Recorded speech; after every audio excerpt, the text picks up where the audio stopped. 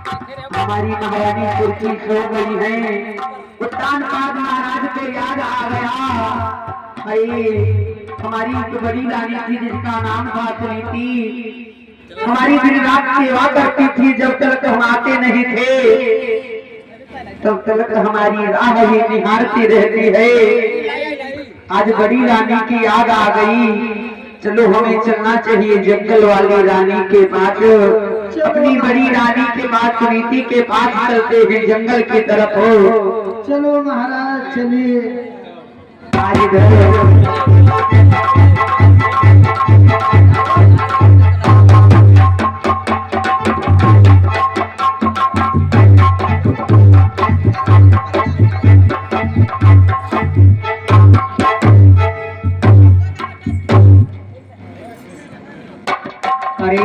मैं ये क्या देख रही हूँ, मुझे स्वामी मेरे मालूम हो रहे हैं। अरे ये तो स्वामी है।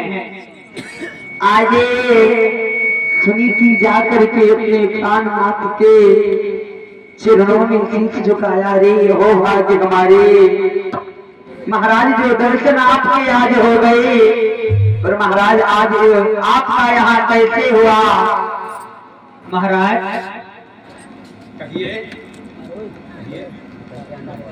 आज कैसे जंगलों में आबाद हुआ तुम्हारा, बताओ स्वामी। और कैसे याद मेरी सुनते हो स्वामी? और कैसे स्वामी आदि जो मेरी तुमको ये स्वामी आ गई।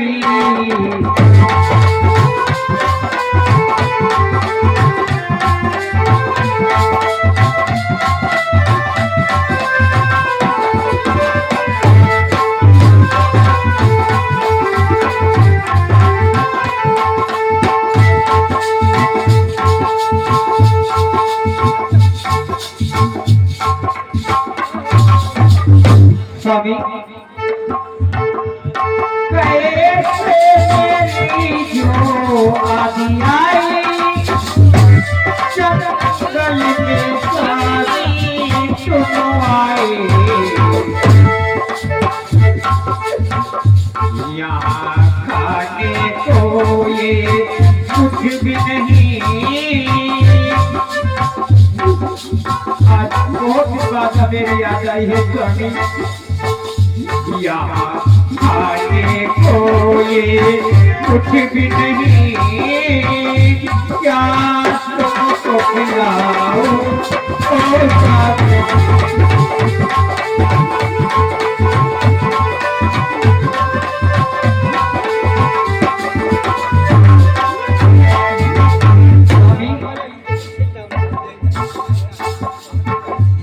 महीनों में साथी सब कुशल मंगल स्वामी।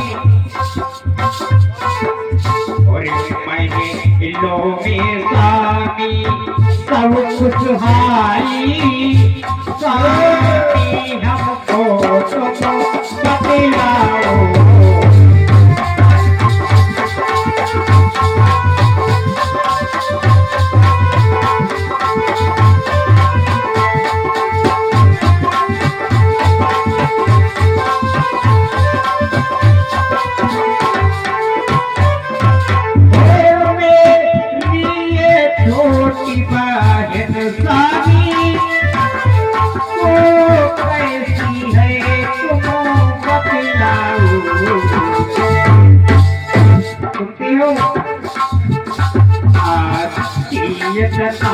हो है स्वामी कोई संकट नहीं तो है स्वामी।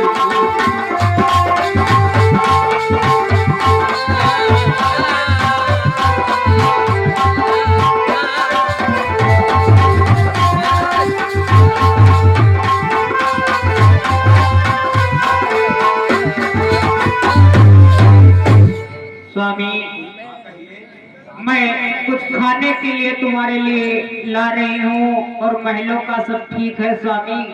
क्या यहाँ जंगलों में सिर्फ रखा है तुम्हारे पास में खाने के लिए लाओगी? हाँ, हमारे पास कुछ भी नहीं है, मगर है जो मेरी छोटी बहन ने मुझे खाने के लिए सत्तू दिए थे, वही थोड़े रखे हैं, वही मैं खवाऊंगी स्वामी, तुम्हें भूखा नहीं रखूंगी।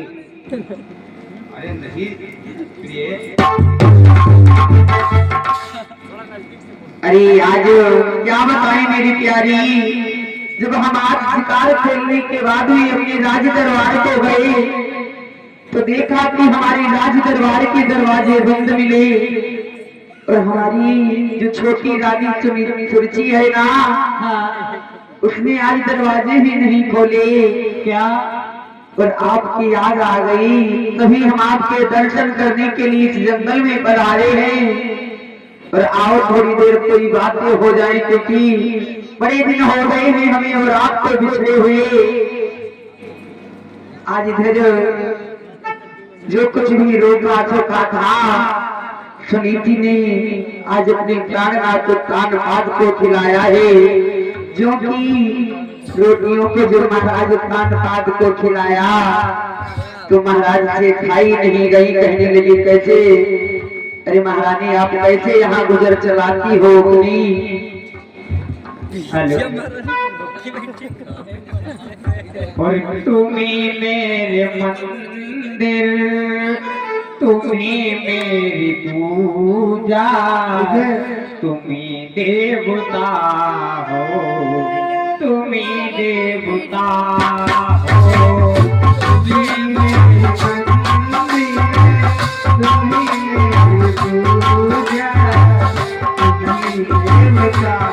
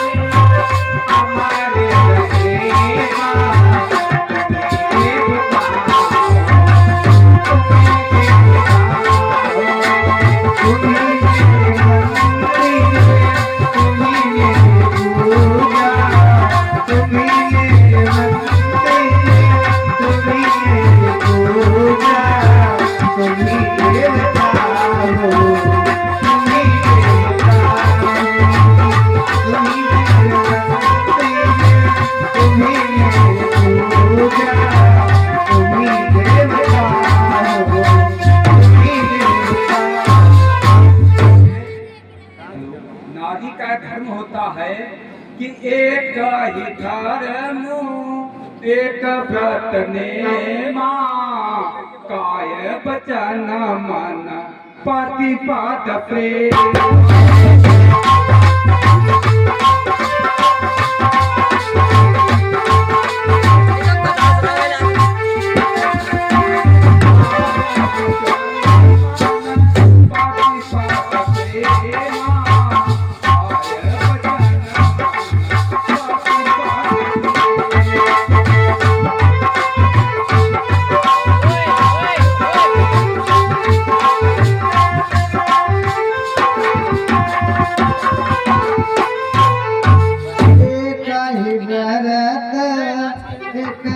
आज इधर सुनीति के पास में महाराज एक रात रुके हैं और भगवान की दया से कि यह थी रात सुहाग की तो यही रात संपन्न किसी गर्भ की बाग में वक्त हुए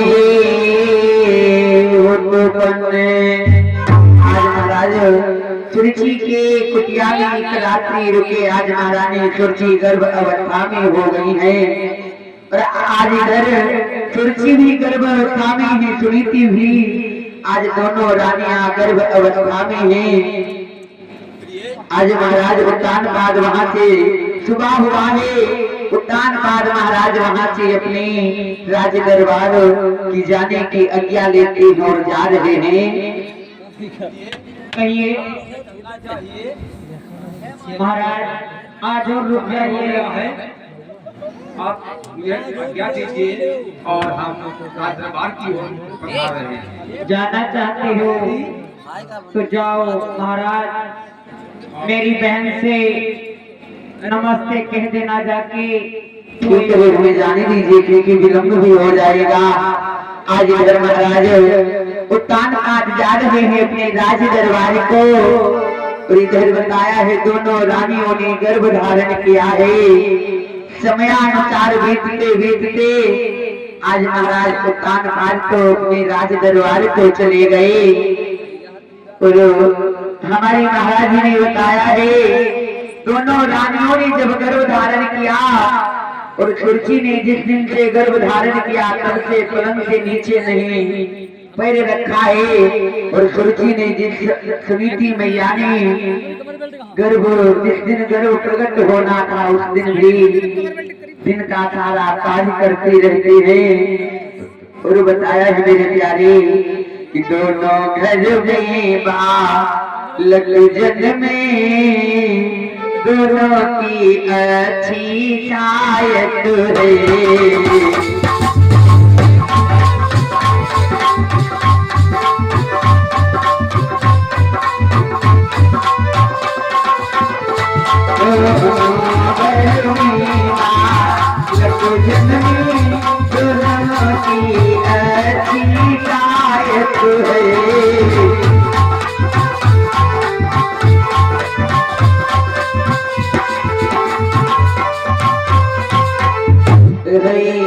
अंतर जो कुछ दोनों में बस अपनी अपनी किस्मत है।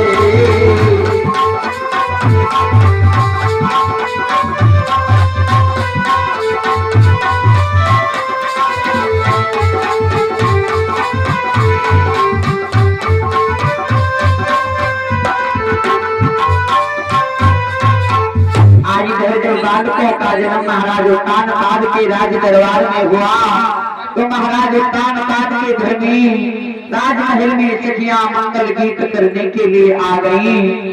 आज जितनी नगर की सखियां थी मंगल गान करने के लिए उत्तान पाद महाराज के दरबार में आ जाती है।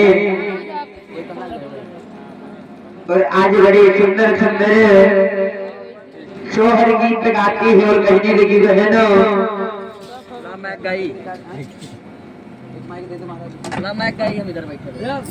आज बड़ी सुंदर सुंदर गीत होते हैं। अब आप लोग सोहर बड़ा सुंदर आप लोग सुनेंगे। उसके बाद में महाराज ध्रुव ने कैसे 5 साल की अवस्था में भगवान को पाया है। हेलो मैं बैठा दे तू मेरे में खड़े की हेलो हेलो हेलो आवाज बढ़ा अरे बोली हेलो हेलो